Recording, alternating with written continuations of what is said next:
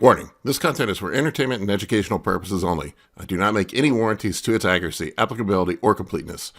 The content is not intended to be a substitute for professional medical advice. Always seek the advice of a qualified health provider. Never disregard professional medical advice or delay in seeking it because of any information presented here. I disclaim all liability to any party for direct, indirect, implied, punitive, special, incidental, or other consequential damages arising directly or indirectly from its use. Hey guys, Paul here today with another video. We're going to talk about how much muscle you can gain from a cycle. A lot of people have a very unrealistic expectation when it comes to this. So we're going to talk through it. We're going to talk about realistic expectations, what you can expect, and how to go about putting on that massive size to be an IFBB pro over the long term. Before we do so, please take the time to subscribe to my channel. It's the best way you can show your appreciation for all this awesome content I am putting out. If you enjoy this video, hit that thumbs up button. If you want to get in contact with me, my contact information is below in the video description. I am at Paul K. Barnett on Instagram. You can also contact me via Gmail at bigp3rd@gmail.com.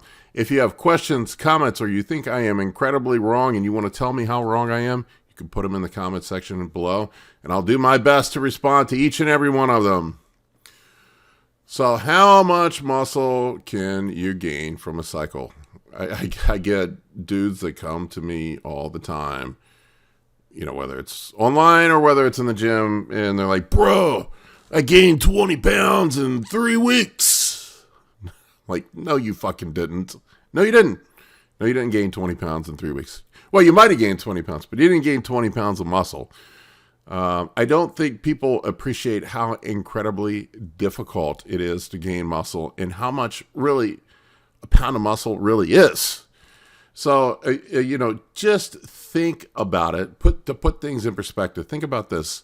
Go to the grocery store sometimes and look at what a 1 pound steak looks like. That is 1 pound of muscle. It's got a little bit of fat mixed in with it too. But think about what 1 pound of steak looks like, and imagine adding 20 of those to your body. You'd be big as a fucking house if you added that much muscle. And people, I mean, it takes people years to accumulate that kind of muscle mass. You can't synthesize that much muscle mass in just a few months, a couple weeks. Doesn't happen. Doesn't work that way. That weight that you gain, you know, while you may gain 20 pounds in a cycle or 30 pounds or whatever, most of that's just water weight. Most of it is, some of it might be fat. Some of it might be glycogen retention in the muscle, but you're not gaining 20 pounds of true contractile tissue. You're just not. It's not realistic.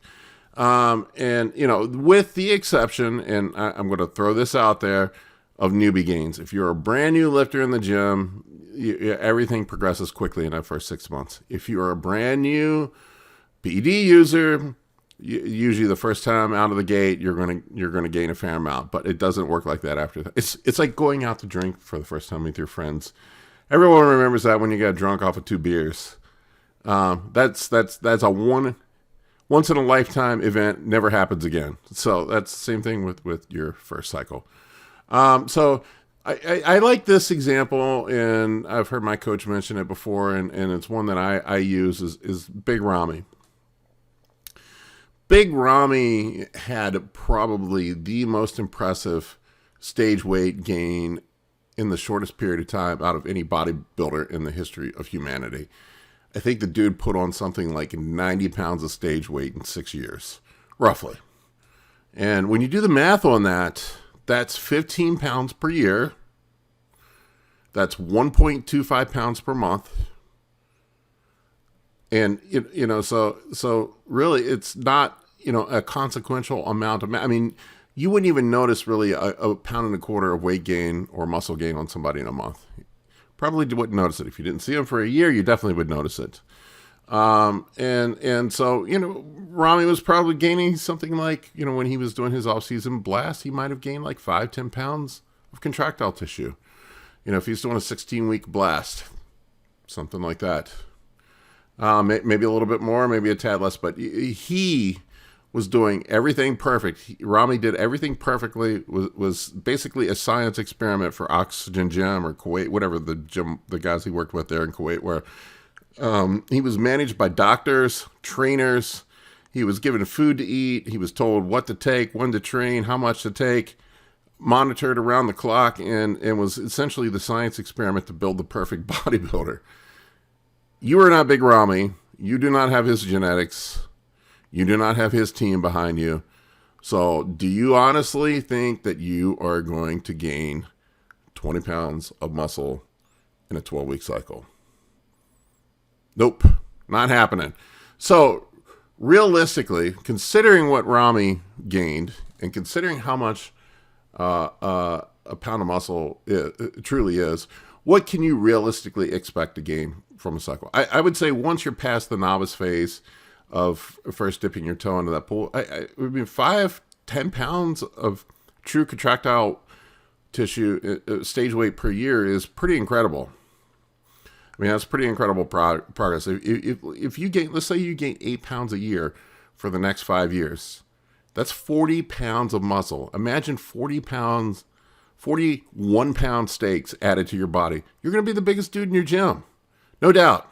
You're probably going to be knocking on the door of a pro card. Here's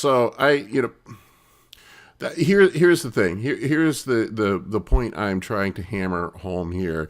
And the one thing that I want to hammer home with all the young guys, there's not one cycle that's going to get you huge and make you look like a pro bodybuilder.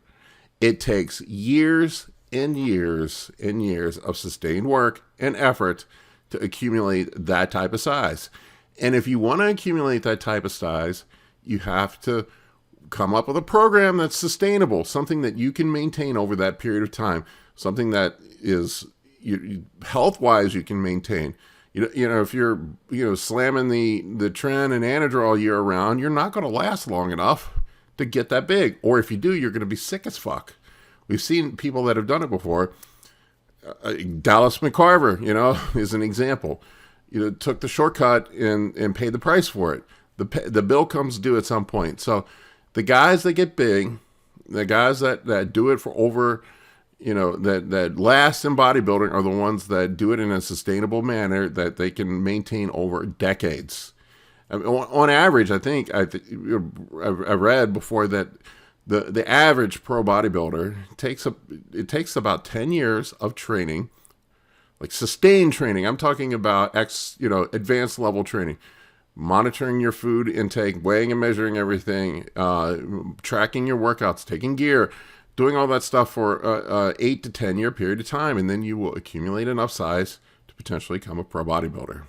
That's what it takes. So have realistic expectations of what you can gain from a cycle. And if you want to do this, if that's truly your goal is to be a professional bodybuilder or to accumulate that type of size, you have to do it in a sustainable, manageable way. All right, guys. Hopefully this was helpful. Take care.